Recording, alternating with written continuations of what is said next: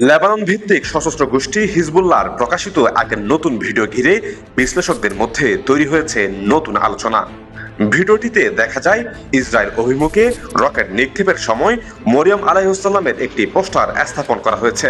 পোস্টারে আরবি ভাষায় লেখা ছিল, হে পবিত্র মরিয়ম, তোমার প্রতি শান্তি বর্ষিত হোক। একই সঙ্গে ভিডিওটিতে সংগঠনটির প্রয়াত নেতা হাসান নসরুল্লাহ এবং বর্তমান প্রধান নঈম কাসেমের ছবিও দেখা গেছে। বিশ্লেষকদের মতে সাম্প্রতিক সময়ে হিজবুল্লাহ তাদের প্রচারণায় বেশ পরিবর্তন এনেছে।